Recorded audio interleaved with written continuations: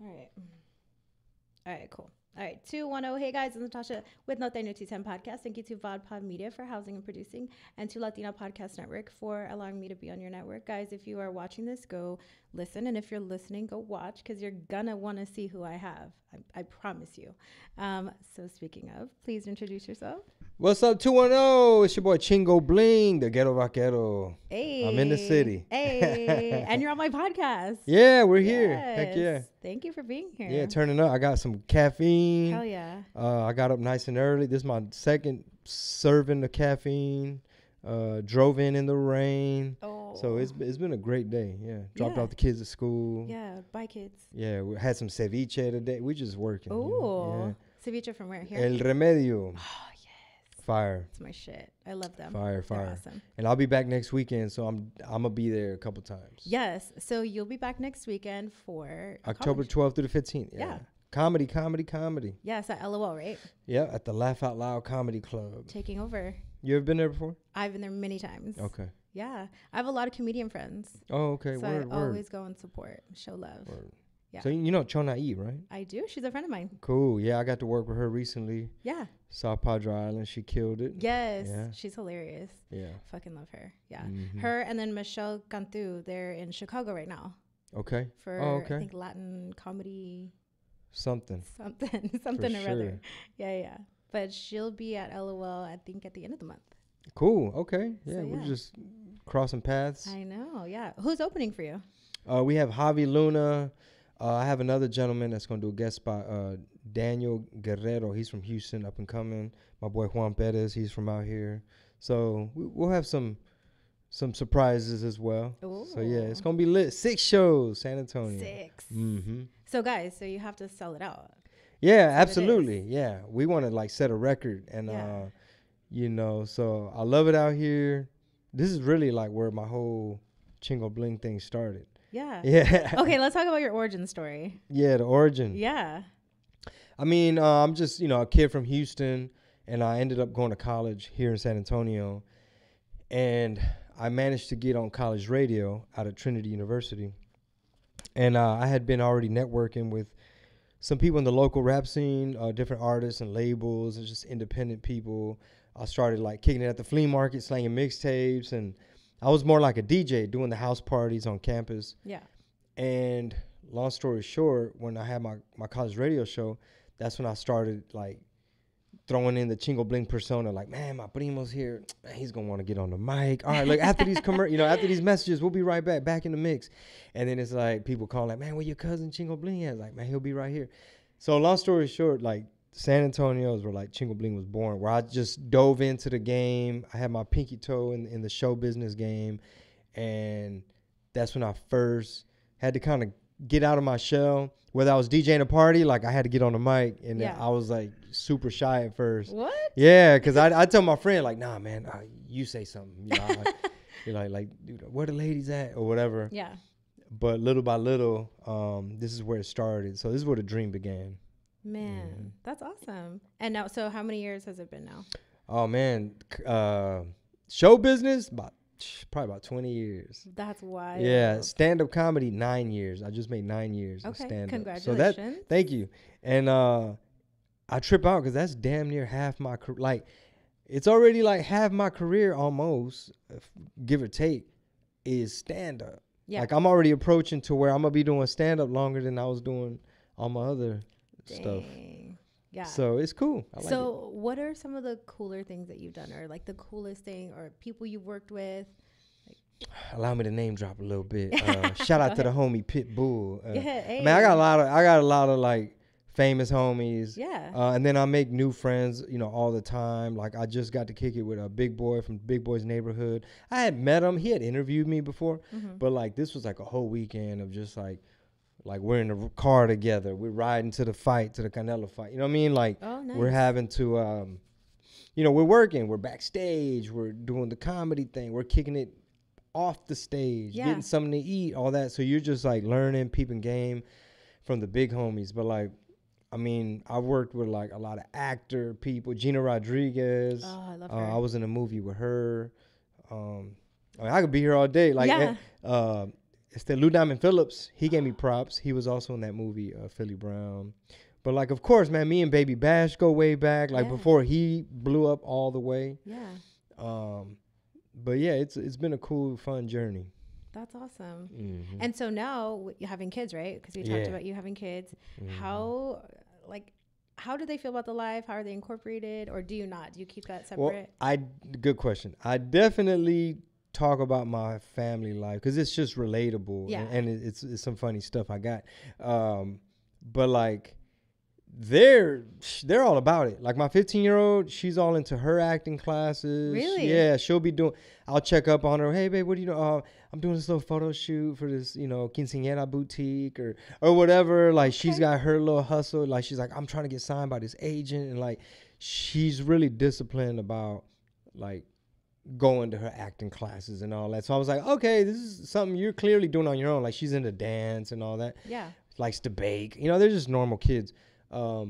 My 5-year-old, she's a character. She's a little silly. Yeah. She thinks she's a little comedian. So Okay. she has a YouTube channel. What? Like, yeah. Like she's like, Dad, I want to make a video. Like, why haven't you uploaded it? Like, who's gonna edit? Like, she'll be like, give me the phone. She has all these ideas. Yeah. Like, there was one where she wanted us to play the song by Dolly Parton, Jolene, Jolene, and she's on her little unicorn toy. Like, it's kind of hard to explain, but every time the kids pedal, like it moves. Yes. So it looks like it's galloping. They sound like the pulga, like Trader's Village, Poteet. And she's like, put the song on. And she had her little sombrero, and she's like trying to make a movie trailer. What? And then my 2-year-old, she's still like really little, but it's like they get it. Like my 5-year-old, she's like, what's up, guys? It's your girl Penny. Welcome back to the channel. And then she'd be like, oh yeah, this is my dad. You probably heard of him, Chingo Bling. Oh. And she'll like say stuff. Yeah.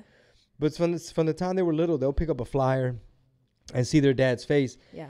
And like for the longest, I didn't know people were gonna be able to recognize me outside of a cowboy hat and boots and a grill. Like I thought that once I took all that off, I could blend in. Yeah. But my 15-year-old, when she was little, like she was barely could talk, and she picked up the flyer. She's like, Dad. And I was like, oh damn. Now obviously, like I'll dress all kind of ways, and people are like, hey man, are you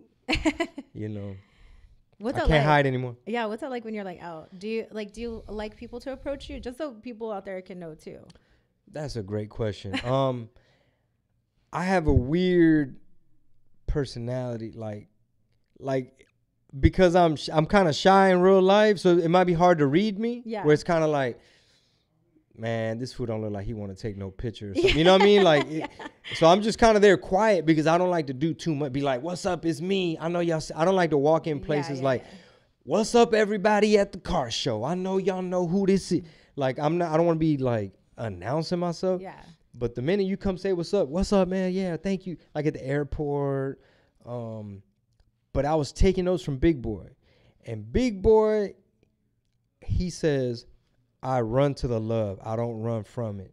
Okay. And just watching how it's kind of hard to explain, but it's like, damn, I need to be more like that. Which is like, by him not even saying nothing, he's kind of letting you know, like, feel free to approach me. Like, I'm here. Like, hell yeah. He didn't tell nobody no. From the time he was trying to eat, coming out of an elevator, like, walking to the car, trying to leave the Canelo fight, like, no matter where. Yes, absolutely. And we're all like, all right, man, well, I mean, the car's running. You know what I'm saying? You ready or what? Yeah.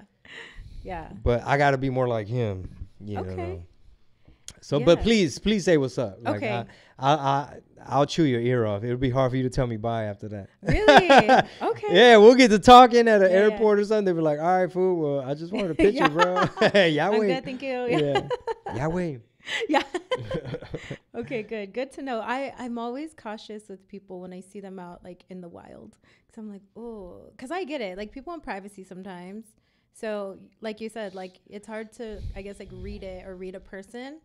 Yeah. And I'm from a fan perspective. Yeah. I'm bad about knowing how to break the ice with somebody. Like for example, Michael Blackson, he was on the show and I saw him that day checking in at the hotel, and I'm just like, man, that's Michael Blackson. Like I'm on the lineup, and like I want to say what's up, bro. Yeah. In my head, I'm like, what's up, bro? You ready for the night? And I'm like, nah, don't say that. Don't say that. You know what I mean? Or like the Mexican rappers that walked Canelo into the ring. We were about to walk in and they were getting like dropped off or whatever. Santa Fe Clan and Tornillo. And I was like, oh, that's them dudes from Mexico. And I'm just like, damn, well, what am I gonna say? And so it ended up being like, hey man, my name's Chingo Bling. I'm from Houston. Yeah. And they're like, okay. And I'm like, all right. I ain't get no picture, nothing. Dang. I don't know. Just sometimes you just same thing. Like you don't really know. Like, yeah. Well, yeah. I think it's all how you approach people too. Yeah. Like, have you had like any crazy fans? I had one dude in Vegas where, well, it's a lot of crazies, but I'll give you this one example. Where this dude in Vegas, like the fight had finished, we're outside of the T-Mobile Arena, like all the Canelo fans, all the boxing fans are leaving, and there's a group of people, and some of them are like, oh, what's up, hey, what's up, Chingo Bling, whatever, they're showing love, but one of them is like, yo, this guy, bro, this dude, he was excited, but he's like, dude, this guy's the biggest Canelo hater. Oh my God, this guy right here, he's such a big, oh my God, this guy, Canelo hater. And I was just like, bro, I don't like being called a hater 3, 4, 5 times in a row. Yeah. Like, I don't know you. And you clearly don't understand the type of humor I do. Like, you don't understand my skits because it's not a hate at all. It's the opposite, contrary. And, but he just kept saying that, and I was just like, that's how you took it. Like, my wife was kind of like, bro, like telling me, like, calm down. And it's like, no, I'm not getting crunk. I'm just letting him know I'm not a hater. That's how you interpret it. Yeah. And I think he was just excited and didn't know how his words were being received. and then he was like, hey, man, can you do me a video shout out for my friend? He's the one that sends me all the videos of you when you talking mess about Canelo. And I'm like, what the hell? I'm like, no, I'm not doing no video shout out, bro. You just call me a hater, and now you're telling me I'm talking mess. And I was like, you just don't get it, bro. Yeah. And I was sober. So can you imagine if I was like, shit. had a little something in my system? Yeah, you'd have been like, what's up? Yeah. I've been just maybe a little bit more crunk. Yeah, yeah. No, estás pendejo. Yeah. Yeah. Dang. Okay, so don't do that. Yeah. For anybody, don't do that. Don't it's do like, too bro, much. like, don't call nobody a hater. Like, I take pride in not having no hate in my blood. And my wife's like, calm down, you overreacting just because you say it. I'm like, but that's annoying. Yeah, it is. Yeah. It is. Yeah. Just don't be weird. Yeah. Easy-ish. Just chill, you know? Yeah. So, are there any places that you maybe haven't been or haven't headlined that you would like to? Ooh, great question. A city that I want to go to. Obviously Michigan. I've been kind of neglecting Michigan. All my Northwest, like my Midwest people. Minneapolis. I want to hit up Minneapolis, Indianapolis, all the Appalachians. All the Appalachians. Indianapolis. I mean, I haven't been in New York in a long time. Well, New York's kind of crazy right now, but there's a lot. I haven't been to DC in a couple years. DC's kind of crazy too. I haven't done Atlanta in a couple years because sometimes you got to fall back on some cities.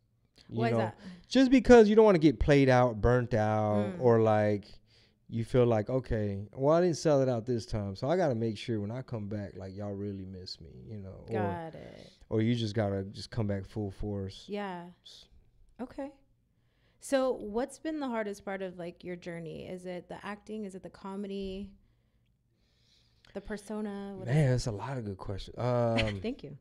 I mean, because, it makes me think. Because there are a lot of rough spots. Because people try to always portray, like, everything's edited and I got a filter and, hit the canas, cover the canas up and everything is always polished.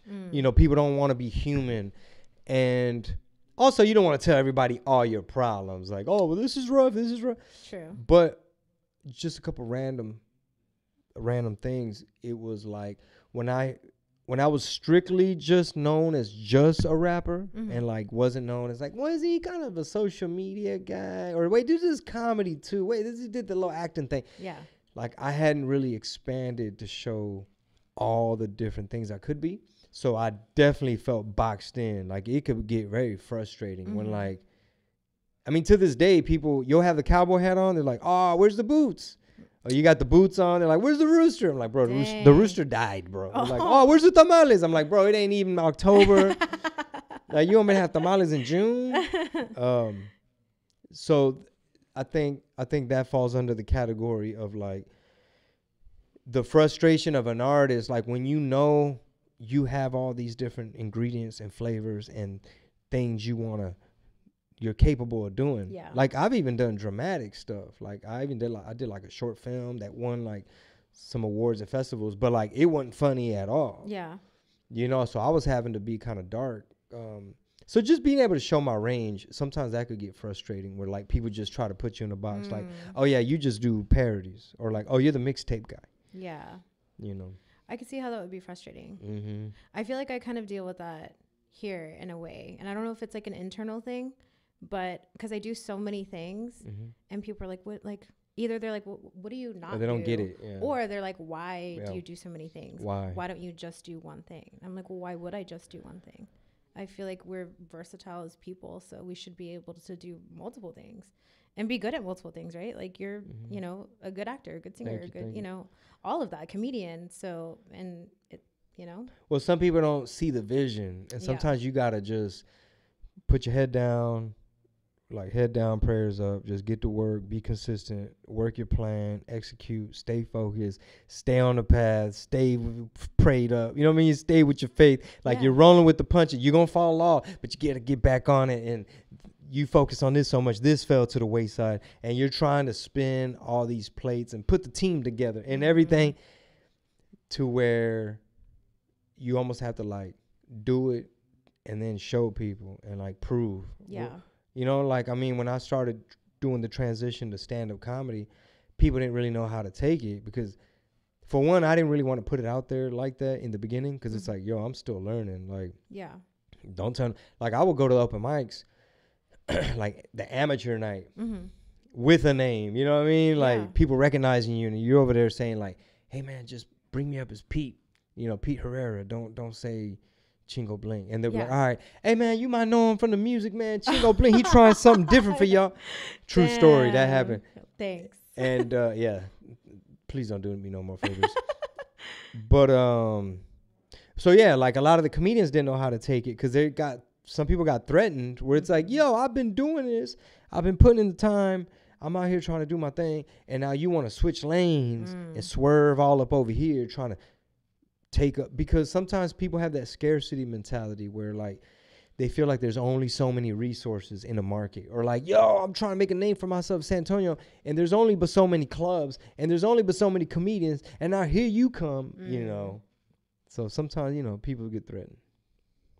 Do you think that was a hindrance or a help as far as your comedy career? Like people are like, oh no, he has to be good at this. Was that like a lot of pressure for you? No, I mean, I don't think everybody assumed I was gonna be good at it. It probably depends on who you ask. I try not to focus on it too much. Yeah. For it to even be a hindrance, like I had to ignore what other comedians had to say, or like things you hear in the rumors, or there's a clique and you know this manager at this club, you know, supposedly he said this or whatever. Like you just gotta, like, especially when you've been at it as long as I have, when you gotta roll with the punches, you see people come and go, you see radio stations come and go, you see artists come and go, you see record labels come and go, you see different trends, different movements, different seasons, to where like you just gotta almost like outlast and survive, like just keep it going as that trend subsides. You know, especially like in show business, I remember there was an era in rap where like there were certain blogs you had to get on. It was like blog rappers, like websites that the kids were going to, and that's where they discovered ASAP Rocky, or like that's where this person, and you know, some of them got bigger, some stayed the same, some disappeared, some faded. Yeah. So there's always different eras, and you just got to kind of, I think with me, what I try to do is like literally create and carve my own little lane, my own little Chingo verse. Yeah. The Chingo verse where like when you enter my world, you kind of know what flavors and what, you know what I mean? You kind of, my Disneyland, like you kind of, basically like where the fans are like, yo, I know him from this, or like someone else could say, yeah, well, I know him from this, but at the same time, we could all come together. Yeah. That way you're not subject to trends, and you know what I mean? You're not stuck with like, oh, well, Houston rap's not popping no more. Okay. That's what's up. Yeah. I'm not limited to like, oh, Right. well, you know, we haven't heard any, you know, or you know, Mexican Americans aren't popping right now. It's like, or whatever the opinion is, it's like, okay, that's cool, with my stuff's universal, you know what I mean? Yeah. Or like, there's only so many Mexican fans out there. It's like, okay, well, I got all kind of fans, you know. Why they have to be Mexican? Yeah. Well, because for the longest I was just kind of limited, but Yeah. as of late with stand up, you're getting in front of all these different audiences, and now people kind of like, hey man, like, man, that shit's tight. You know? Yeah. Have you found that you've had to change either the way that you talk or the way that you act with what's been going on in recent trends, with just the way people are taking things, the way people are talking now? Oh, what you mean by that? What do you Like mean? a lot of people will say like, oh, everybody's too sensitive now, or everybody's easily yeah. offended Oh, now. got it. Yeah. Honestly, the only time when you're on social media, they got their little rules. So there's certain opinions you got to kind of like find a code word to say it, or it's not so much that you're going to offend people. It's just that like you're going to get kicked off of YouTube. Like I'm on my second YouTube page. No way. Yeah, it was over something else. But when it comes to stand-up comedy, obviously I'm not going out there trying to hurt nobody's feelings or divide people. But if I got a funny joke and, you know, everybody's going to laugh, like we got to have freedom of speech. And I never understood why, I never really understood like kind of what freedom was. And it sounds weird because I remember going to Miami in my early rap days when like Pitbull was still like trying to come up. He might have had Culo out at the time, but like all his homies, like his DJs, like a lot of people in his crew, his street team, there's a bunch of young Cuban American kids, and some of them were like born in Cuba, or at least their parents were from Cuba. So they would explain to me, this is way back in like, let's just say 2003 or something. And my mindset or whatever was a lot more limited. And so they would try to explain to me, they'd be like, man, I don't like that politician. I don't like that guy because they're communists. And I was just like, well, what's that? And it's like, bro, that's what we escaped Cuba from, bro. You don't want that. And they would, like, people were wearing Che Guevara shirts. Like Jay-Z wore a Che Guevara shirt on some album. And a lot of them Cuban homies was like, bro, do you know how disrespectful? Like, those people straight up stole the farmland, kicked our people out, murdered people. Like, if you weren't down with them, and like these people are tyrants and all this stuff. And I'm like, well, what do you mean? It's like, they took away our freedom. And I was like, but how? Like, what's freedom? It's like, bro, literally you can't say, you ain't got no freedom of speech. That's just one example alone. And I feel that stand-up comedy is kind of under attack. And I feel like stand-up comedy is very important because it could be called like one of the last frontiers, one of the last bastions of freedom of speech, because it's almost like our job is to say inappropriate things. The funny isn't always nice. True. You know, things are funny when they're true, and sometimes the truth ain't always what they're allowing you to say. So that's my opinion, that like, sure, what we do is fun and it's like healing therapy, make people laugh, make people feel good, date night, everyone's just a good vibe. Like, that's really what our job is about. But at the same time, we have to try and sometimes find what that line is that you can't cross. Like, oh, you're not allowed to say that because that's considered hate speech, or that's problematic speech. They start to label your speech. That's anti-this, or that's this phobic, or that phobic, and anti that. They start to just label your stuff to where you start to self-censor. Next thing you know, everybody only is allowed to say, now you might as well live in North Korea at that point. No, yeah. I always tell people, because I love comedy, love it. But you're right. There's really no filter, and there shouldn't be. So I tell people, if you're going to come to a comedy show, have thick skin. Like, I like to sit in front because, like, I don't know, tell me shit. Like, I don't, whatever. Like, make fun of me or whoever I'm with. Like, what? I don't take it personally. But in general, like, don't take things personally because it's meant to be comedy, and what fits one might not fit another, you know? Yeah. I don't know. But Yeah, just have fun, loosen up, yeah. you know, Yeah. check out a show. Because I'm glad none of my fans are like that. Because my fans, for the most part, are like just honest family people, hardworking people. Yeah. Just mind their business, want to be left alone, want to take their lady out on a nice evening, want to put food on the table, and just want to have a good job to go to. That's about it. You know what I mean? Like, get the car wash on the weekend, hit the ATM before the thing. Like, you just basic. Like, man, you just appreciate a good haircut. You know what I mean? Like, you just hardworking people, and you don't have time to trip over. You don't have time to be a little activist, sensitive, triggered person. And I'm glad that if I had any of those people in my fan base, I pretty much got rid of them.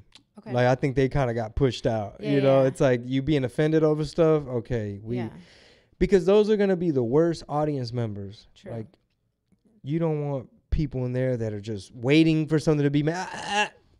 Objection, next joke. That's not funny. Yeah. And it just throws off the whole thing. Like, really, lady? Yeah. How do you deal with hecklers? Well, I've been blessed to not really have hecklers. The only thing I get might be people that are really excited. They might be a little drunk, or it's their birthday, or they think they're funny and they want to shout stuff out, or they just think they're having a conversation. Oh, that I know that's right. And then what? Dang! You know, it's like, and Cleto, where's Cleto? Like, they start shouting out song titles and things. It's like, all right, bro, I'm gonna get to you right now, but check this out. I'm in the middle of a story, bro. You know. Yeah. And if there's any comedians watching, sometimes you just got to make that choice of like, I'm not going to derail my entire show and lose my momentum over here addressing you, because my boy Javi Luna, he broke this down to me because he substitute teach from time to time. So he's like, I'm not going to reinforce that behavior. Like, I'm going to give you that attention you want. Now you really going to act up. Yeah, it's true. It's like kids. You just got to learn that lesson. Yeah, like kids, yeah. Yeah, drunk people are basically toddlers. Yeah. Yeah. And sometimes they get dragged out like toddlers. Really? I mean, you know, it's rare, but I think it was one time in Arlington, at the Arlington Improv, one of the female manager ladies, she had to kind of defend herself. And I'm glad she did. Wow. Because this one lady was disrupting the show. She was drunk. And they had to kick her disruptive ass out. Then her mom jumped in. It's long story short, they tried to get a little physical with the manager lady. Dang. And she wasn't playing. Good. And I made sure to stick up for her and tell her, I'm glad you defended yourself. And I made sure to tell my wife, who's my wifeager, I said, you make sure you tell the club and the management that, like, Chingo is glad she stuck up for herself, because the last thing I want is for any type of peer pressure to turn into like somebody getting in trouble over defending themselves. Yeah. I didn't want it to turn into like, well, they left a bad review, they left a Yelp, and all their families leaving comments saying, you know, punk ass manager club people kicking us out and don't go there. And sometimes when people are in business, they read that stuff, they're just like, oh man, this is gonna hurt the bottom line. Well, good for you for standing up for that. Yeah, hopefully they open that email, and I think she's good. She's badass. So. Okay, cool. All right, so let's talk about some random stuff. Okay. Just random for shit. sure. Just off the cuff. Stuff. Yeah. All right, aliens. You believe in them? I used to, until the government was like, "Hey y'all, don't pay attention to the Epstein flight log." We want to talk to y'all about these aliens. Yeah. It's like, oh, come on, bro. We see, like, in my opinion, our country's going through so much stuff that's going to affect our kids and our grandkids, to where it's like, if y'all were serious, y'all would really be, like, there's some top priority stuff that we need to really address. But instead, y'all playing around with these monitos. It looked like a little fake E.T., paper mache, piñata. I don't know what it was. Piñata. So I'm very skeptical of when the government starts trying to like, hey, everybody, anytime you hear the government, 9 times out of 10, boy, get ready. If they're like, hey, we want everybody's attention. Because that's how the media works. The media they don't present you information based on, all right, We're trying to do a good service. This is what's most important to people in the country. We got to make sure that they know these got to be the top stories. No, it don't work like that. Yeah. We got to sell ads. We got to keep them hooked for when we come back from commercial break. Mm-hmm. We can't piss off the sponsors. So don't run that story. That's going to make this company look bad. Don't take that out. Mm-hmm. So now they're kind of pulling your puppet strings because you got to make a profit to pay your people. And then sometimes they'll be like, well, you know what? Hold off on that story till next week because right now we got to cover the royal wedding, the king and the queen doing this, or Which doesn't affect us at all. yeah. Merkel, whatever, Prince Harry and these people. Yeah. And then they'll bust out that story from last week. Mm-hmm. Or when it's a story they don't want you to pay attention to, they'll drop it like they'll kind of release the little press release like late Friday, like over the weekend. Mm-hmm. That way Monday everybody forgets. Mm-hmm. And now their little scandal went away. Yeah, I was telling one of my friends, I feel like it was kind of like pajarito. Like, hey, look, aliens. We have aliens. Pajarito. Yeah, there's you're choking. over here. Pajarito. And everyone's all, but this. And Yeah. then, no, look over here. Mm-hmm. Yeah, it's interesting. They're like, y'all keep printing too much money. Like, yeah. Like, yo, our whole debt, we're paying, I think our country paying $1 trillion just in interest to the debt we have, which is already passed up our military,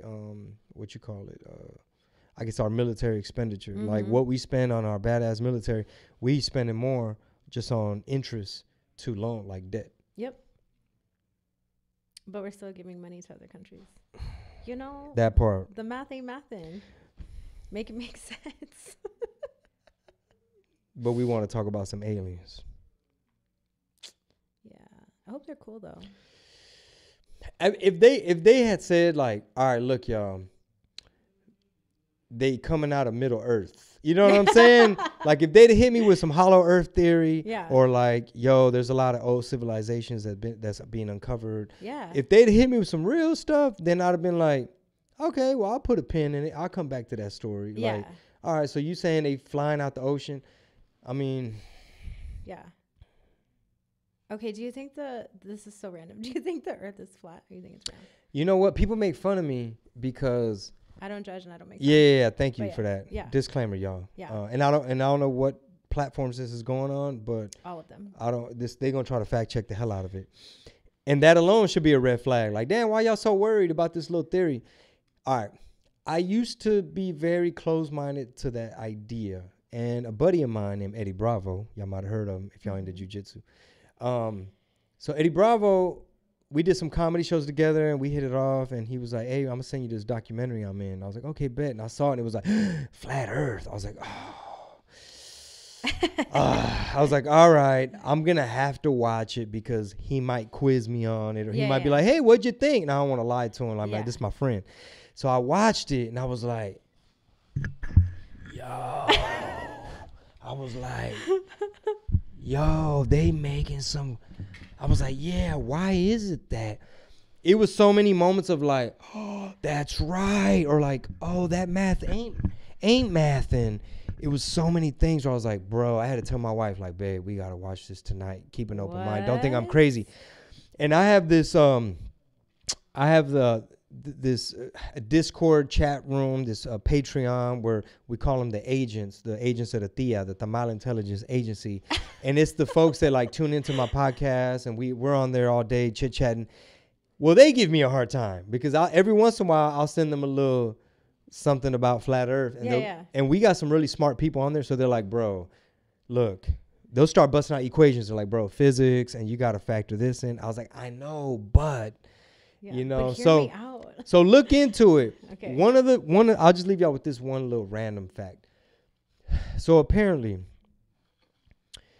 there was a point in time in YouTube's history, it might have, I don't know the exact year, it might have been like 05, 04, 06, where flat earth searches were starting to really trend. Yes. Like it started becoming a conversation people were willing to explore, right? It didn't get just so shut down. Mm-hmm.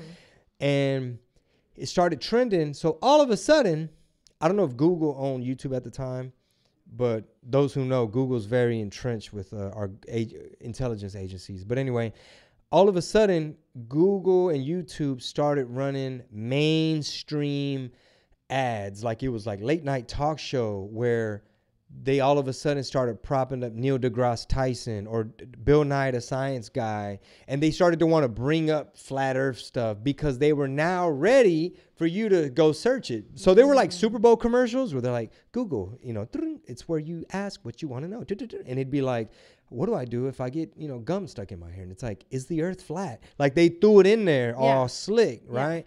And you got to know how persuasion works. So it's like, okay, this is one of the things that got me when I was like, I know how media works. I know how persuasion works, mass communication. I was like, this is an excellent point that the minute they were ready to feed you fake debunked videos, the minute they were set up with their algorithm, which now we all throw that word around, but at the time it was a new thing. Now they start they're giving you permission like, oh, hey, Jimmy Fallon, hey, so we're here with Taylor Swift. Do you think the earth is flat? And she was like, oh, I don't know, or whatever. Like, we're here on The View. And they'll just bring it up.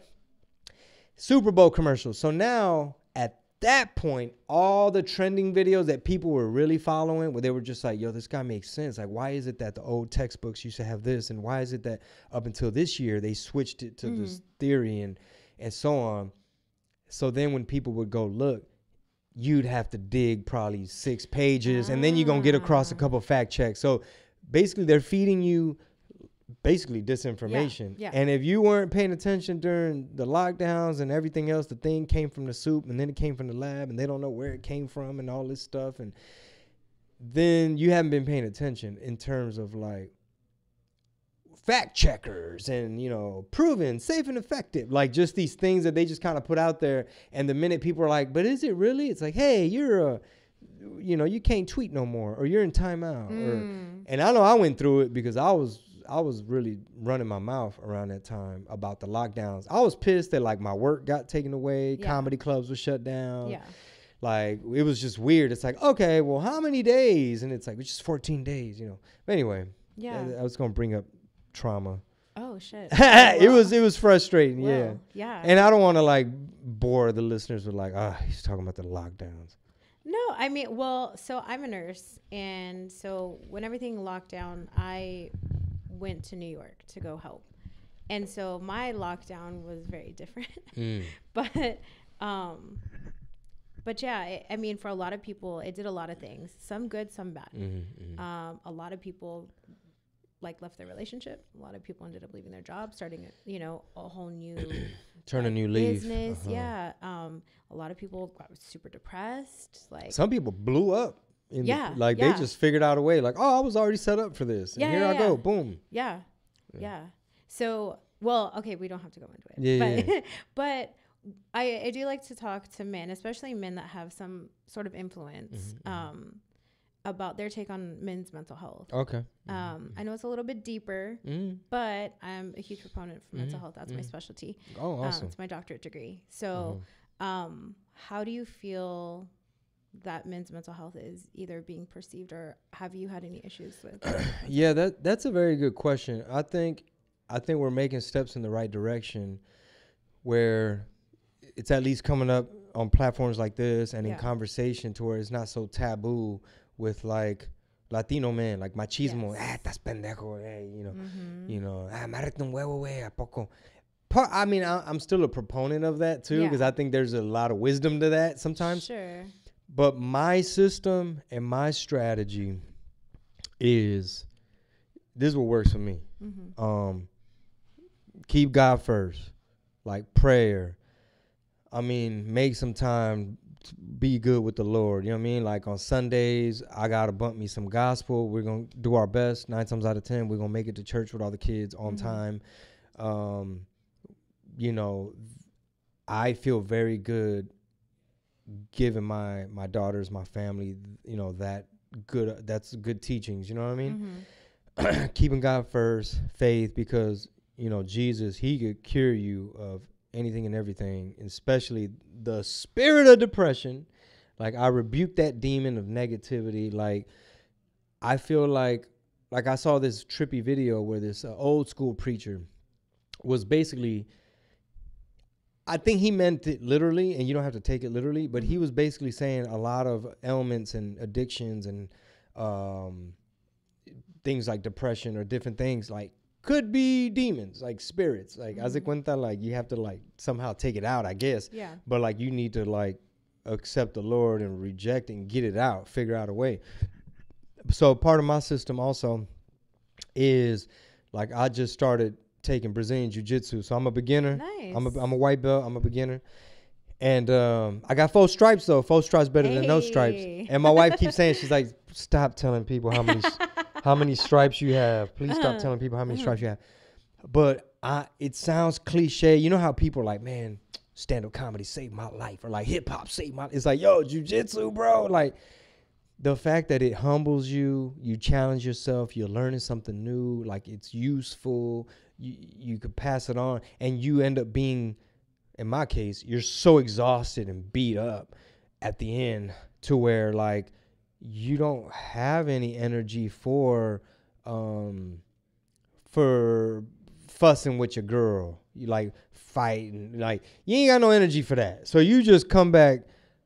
Like I always have a great day after if I can make it to class, and I'm excited because like, man, we practiced this thing and we were rolling and I did this one move and it actually worked, and I feel like I'm getting better, and like, and I'm really my cardio, you know, like you just get these endorphins, and I think that part of the science of it, of like, you know, what energizes you? How can you be disciplined? That's the main thing. Like shout out to Canelo, because I got to study a lot of Canelo interviews. I got to study Canelo to do them skits I be doing, the voiceovers, right? So I'm really impressed by the fact that through boxing, he found discipline, and he knows that without the discipline, he ain't nothing, and that boxing is life to him, and that boxing made him who he is. And for somebody so like he obviously discovered that young, because he's been boxing. He was like 14, 15. Yeah. So it's like at some point, either he was 18, maybe he was 20, where it hit him like, I love doing this. This is who I am. This is what I do. It just makes me a better person. Yeah. So I highly recommend like physical activity. Obviously, exercise is going to give you endorphins. All those things. Obviously, you know, if you could find a supportive, like loving relationship, somebody to build your life with, somebody help you create a family, that's always such a good thing, because you might be going through a dark spot. You might be starting to doubt yourself, or you fall off, or you pick up habits, or you have an addiction, or like something, you have an illness, you can't work, you going through some stuff. And if you got a ride or die that's gonna like be your support system, then like gotta have that for your mental health for sure. Yeah, for sure. Yeah. And a partner is great, but sometimes people can't find a partner. So anybody, like a best friend, a family member, Yeah. somebody to Obviously, rely yeah. on. That's But of course, ride or die is. But if you're looking for somebody, and you go to church, and you got a hobby, like you go to jiu-jitsu, or you're disciplined, like you're just on your stuff, and you praying on it. I don't want to sound cheesy, but like the Lord is gonna look out. The Lord's gonna look out if you have that system of like if you know somebody is single, if you have that system of like, okay, well, what are you doing to meet somebody? Well, look, I go to the Bible study, you know what I mean?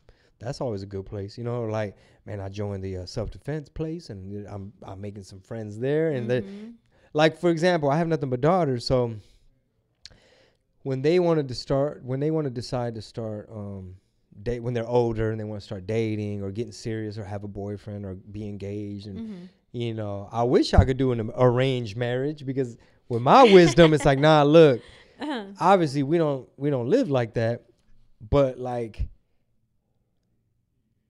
what's gonna impress me, like as a dad, it's like, man, if you bring me a young man that, like, you know, good heart, good intentions, keeps God first, like, oh, that's gonna be a bonus if he does jiu-jitsu, you know what I mean? Something like that. Even better, because I just know the type of people I meet in those spaces. Like, I've never really met no jerk in jiu-jitsu. Like, everybody's very supportive and cool. Maybe I just go to like a good gym. Yeah, maybe. Shout out to Urban Jungle, Houston, which is like family run, family operated. So like, ain't no time for no no gossip. We in here learning, bro. You know. Mm-hmm. That's true. I think a lot of it, if you're very disciplined and you kind of tunnel vision with like You're your gonna goals, attract. what you want to do, that you attract the people that the energy you're putting out is what you're going to get back. But also you're right. Like you have this focused mentality where like, how do you like miss me with that shit? Like, don't come at me with gossip. Don't come at me talking about whatever. Like I'm on this, like I'm on this path, you know, and don't let anything deviate you from that. Yeah. So like, you're gonna attract that kind of person because there's a lot of good dudes out there. There's a lot of like single dudes that are just like, same thing you just said. Hold on a second. Speaking of good dudes, that's single. Oh, okay. Like, see, Juan could co-sign this. Juan Perez could co-sign. Like, there's a lot of good dudes out there that are. I mean, I was one. Like, I literally prayed for my wife. Like I was just like, Lord Jesus, I don't know what I did wrong. Like, obviously, I had a lot of growing up to do. Yeah. Like, we've been together 9 years. I obviously had a lot of. I wouldn't. By the time we crossed paths, I obviously had to like be my best. Like, man, I got a good girl. I can't lose this. And especially when, you know, you single for a couple years and you trying to figure it out and everything, then yeah, you'll get to praying. So yeah. I was like, Lord Jesus, please just send me. I mean, I just need a good girl. I mean, just send me somebody. You know, I know I was out there, you know, or whatever. Like, you know, or like my ego, like I was Mr. Rapper guy, chasing the career, always trying to like making moves. We out here, you know what I mean? Like you focus on a bunch of clout and ego and superficial stuff, and it's like, man, I just want a good woman. We know what I mean? We could just eat a grilled cheese and watch TV. No, it's true. It's the little things in life. And I think, and it's not just men too. Like there's a lot of women too that it does become this ego thing, or they're like, oh, I've been hurt so many times. Like I'm just gonna always have my guard up, and I'm not gonna let people in, and I'm, you know, I'm going to keep people at like a distance. That's called blocking your blessings. Literally. Cause I'm like, stop. And I've had this conversation with my male friends and my female friends that are single. Like, just be you, genuinely, authentically you. And like, tell people who you are from the beginning. Don't play games. Don't hide it. You know, like just be you. And again, you'll attract people like you. You just have to be authentic. Yeah. I agree 1,000%. I'm glad you found your wife. Oh yeah, me too. Yeah, me too. And we get on each other's nerves. Of course. And guess what? We just went to Vegas for that weekend. I had a show. We went to the Canelo fight, and even though we were like working the first day and the second day, we didn't do a whole lot. Just went to a car show and a fight, which is still like a lot, but we were just like, man, that was a really good weekend. Just, I mean, we got to sleep in, you know what I mean? It was just like us hanging out, almost kind of like the good old days. Yeah. But speaking of blocking your blessings, I think that is a common mistake, especially with women, because the dynamics of today's modern day society, the way the devil operates with a whole bunch of lies and chaos and disorder, and all up in the women's ear, saying like, you don't need no man, you ain't got to trust him, you ain't got to follow his lead all the time. Like, especially like, you know, attractive women too, sometimes maybe more so, because it's like now you don't know who's a snake, a F-boy, you know what I mean? Who's just trying to a little fun little time for a little while. You don't know who's serious because you're getting hit up and somebody's in the DM. You're like, well, I'm not into the DM type of conversation. And then, you know, and it's kind of like, well, where the hell do I, you know what I mean? Yeah. It's almost, yeah. I mean, it's true. I'm super independent, right? But of course it's nice to have like a partner. But at the same time, like, yes, be independent, but don't be like so guarded. Where you're like, oh, don't talk. Well, you just literally want to do all by yourself. Yeah. Like, I mean, we know you can. Yes, but, absolutely. Yeah. But it's okay to let people in. Good people. But it is hard to find good people. And that's something that I've learned just through life.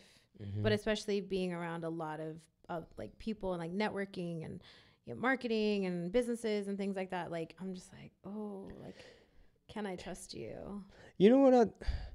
I don't know. I feel like, because everybody evolves and grows. So like when I first met my girl, like I wasn't Mr. Bible study. You know what I'm saying? Like I slowly was like, you know what?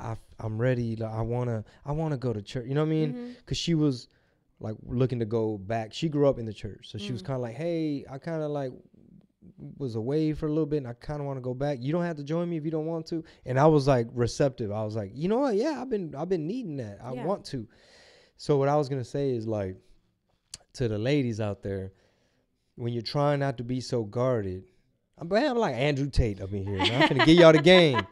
About to give y'all the game. I'm going to leave like Chingo Bling. Thank you. I used to be single. No, my God. No, like when you're in the process of being guarded and trying to figure out who you're going to like entertain, like let in a little bit. If you could have like a few set basic parameters of like, it's kind of a tricky one because, you know, you don't want to like set your parameters and like, oh, well, he's not into fitness like I am. Therefore, I don't even want to. It's like, he might want to get into it. Right. Or let's just say church is a big thing for you. It's like, well, invite them, and then that's going to start to weed them out. The ones that's really serious about you and they willing to go on a Wednesday night, or they willing to, you know, you just see what people's priorities are, and that's going to weed out a lot of stuff, in my opinion. Now, any advice for men out there, the ones that are also guarded? Like, how did they... All my young kings out there. Yes. Stay vigilant. Yes. But like how would you tell Man, them? these fools ain't guarded. Nah. Some of them are. They're playing games then because yeah, no, some are. Something. Some are very like, I got a buddy who's just so hyper focused where it's borderline guarded. Where it's like, man, I'm focused right now. It's like, I know, bro, but at some point, you know what I mean? Eventually. Yeah. So let me see if I try to picture anybody. Describe this, like, what do you mean? Give me an example. Like they work somewhere, they're single, they're into what? Yeah, like I'm trying to think of like any of my friends. Or like what age group, or like are they divorced? Well, at this point, yeah, I feel like everybody's kind of divorced right now. But like or in some shit. But like 30s. Okay. Like, well, because I feel like in your 20s you're still learning. Right? In your 30s is where you're like, you know what? I think I want to settle down. 30s, 40s range. Yeah. But yeah, somebody who's like, oh, you know, I got my kids, I got an ex-wife, I got a baby mama.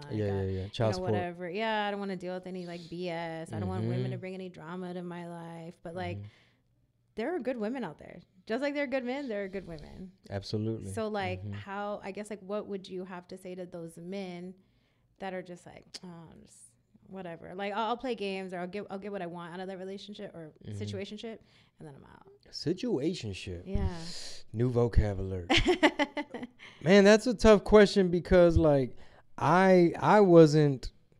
I mean, I was still had like I hadn't really gotten to stand-up comedy yet. I was in this purgatory. I was like in between rap career and comedy career. I was on the bridge of like, I'm taking a couple DJ gigs and I'm doing my merch thing and I'll do some appearances, but I'm not Mr. Car Show right now. Yeah. So it's kind of hard for me to just say, for me to like preach, but I think like if you for a fact envision yourself, almost like a vision board. Okay. Like almost like envision your future self that's going to like be able to whoop your present day's ass. Like my little young version of me, I'll whoop his ass. He'd probably get on my nerves. Like if I had a time machine and if I saw half the stuff I did when I was like 22, like if I'm the ghost of Christmas future, I'll just be like, bro, get down from you don't need to be like, hey, stop. Don't give him any more drinks. You know, it's like, hey, don't pass him that. You don't know where his lips. You smoking the same thing. What's in that? You know? Like I'd turn into what my big sisters were. But anyway, to answer your question, I would say figure out your vision of who you want to become. Like just kind of close your eyes and just pray on it and picture like, well, I kind of want to toughen up, and I kind of picture myself with like, you know, you might picture yourself like, man, I just picture like a badass beard, and you know, whatever tattoos you want to have in the future, picture that. Like picture your house, your apartment. You know, do you have a pet? Do you not? And then picture who's going to fit into that. Like if you like to travel, you know what I'm saying? Like somebody that's going to fit into that vision. Like, do you want to be at peace? Do you want joy? Do you want happiness? You want to be a better son, a better dad, a better husband? If that's really the priority, then you almost got to figure out, almost like, you know how oil and water don't mix? It's like, if you're so focused on that, these hoes finna be oil. Yeah. You know what I'm saying? Because if you're focused on like, nah, bro, I want to live a healthy life. I don't want to have diabetes. Like, I need to make sure that like I know what makes me happy. Like, I gotta make it to jiu-jitsu class. You know what I mean? Like those basic things. Like, I love my music, or I love my hobby, whatever it is. Then see who can, what's the word? Like elevate that. Yeah, harmonize with, accentuate, like support and fit in. I don't know what the word is. There's like another word besides elevate. But I'm trying to think, because I know, like I always say, someone, like another person, your partner shouldn't complete you. You should be a complete person. They should complement you. That's the word. And your life. That's the word, compliment. Yeah. So like focus on that vision of like, look, like I'll give you an example. Especially in the rap game and like with rappers and that whole image, there's a lot of ego and there's a lot of materialism, whatever. Yeah. Where people think that, well, if I don't take this extravagant trip every year, I'm not gonna be happy. You know what I mean? When really I came to the point where I realized, like, man, I don't really take a whole lot to make me happy, to be honest. Like, people might think like, oh man, but you're here and you get to go there and you met this person, you over here, you perform here. It's like, I know, but you know what really stood out? It's like, you know, did I have my coffee that morning? Like, did I find a cool little coffee shop? I had me some little coffee. You know, maybe you hit some little weed or something throughout the day. You know, you with cool people. You might have had like basic stuff like, I'm chilling. What do you need? Oh, I'm good, but I mean, you know, we're here. We're about to go on stage. Oh, a little tequila shot. Like, yeah. Oh, that's it. Oh, okay. Glass of red wine. I mean, yeah.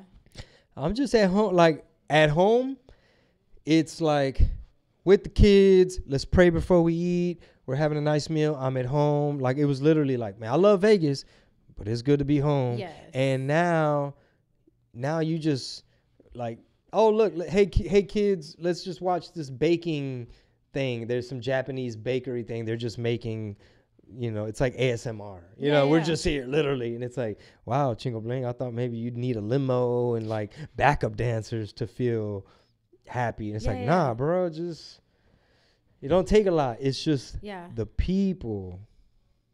Absolutely. No, I agree. I think some of my happiest times are like in my bed with my kids, and we'll like have a movie night. So I have like a giant bed and we like get snacks and I'm like, pick a movie, let's do it. Like, their happiness makes me happy. Right? I mean, you know, it's simple. You're a parent. Yeah. I mean, and then too, sometimes it's just like being with some of my favorite people, and we don't even have to be doing anything crazy. Just spending the time. Yeah. Because to me, like, time, if you give me your time and your energy, you can't get that back. So that means more to me than like an extravagant like breakfast or trip or like some crazy night out, right? It's just like for the gram. Yeah, I mean, sure, right? Yeah, from time to time. Yeah, don't get me wrong. Facts. You always have to the gram stay litty. You always have to get the good photos. You know what I'm saying? Yeah. But outside of that, like, how was your time? Because you could have some amazing photos or be with Canelo at like some huge club with freaking bottles popping, but it doesn't mean it's happy. Edited and in a very lit fashion. Right. Yeah. But were your feet hurting? You know what I'm saying? Right. How hard was it to get an Uber after? Yes, you know, did the food hurt your stomach? Yeah, you sleepy. Yeah. It's all those things that people don't think about. But yeah. Anyway, it's actually been like an hour. Oh, cool. Okay. It's gone by really fast. Cool. We'll start to land the plane here shortly. We're now starting our descent. We're at 35,000 feet. So is there anything that you wanted maybe your fans to know or that you want to tell them? Man, I've been doing stand-up 9 years. I'm going city to city. I love my job. I love meeting you guys after the show. And that's like for example, somebody asked Canelo, they're like, man, when your first fight, you made $40 and now you're making these millions and it's got to be different, right? And he was like, no, it ain't about the $40 or the 40 million. This is what I do and I love it. Yeah. And that's how I'm about stand-up. Like, it don't matter if it's 33 people or 3,300 or 33,000. The energy is there. I appreciate just all the love, and please come to the show. If you have a good time, please tell a friend. And welcome to the Chingo verse. I mean, I might have to drop a mixtape or something called like the Chingo verse and make it look all matrixy. Ooh. So that might be cool. I like it. Like all simulation. Yeah. I think we're in a simulation. Maybe, Anyway. yeah. That's a whole Simulation theory. That's a whole Look into it. That's like another hour. Yeah. It's like a glitch in the matrix. Yeah, literally. Yeah. Oh man. Okay, we can talk. I like this. I like this energy. All right, cool. Well, thank you so much. How do people follow you? Hit me up online, Facebook, official Chingo Bling, Instagram, real Chingo Bling. But I'm everywhere. I'm on TikTok, YouTube, wherever the fans are. Yeah. We're hooking y'all up with just a whole bunch of behind the scenes and everything else. So Yeah, cool. Well, and this will be on all streaming platforms. So YouTube, Apple, Spotify, anywhere that you listen to podcasts. And check out my podcast too. I got a couple. So my wife and I will do Cafecito Time where it's like Regis and Kathy Lee or one of them daytime talk shows.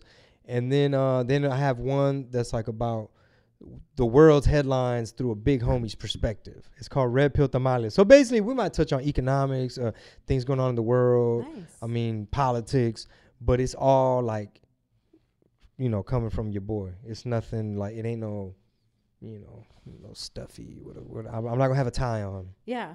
We're just shooting the shit. Yeah, cool. I like that.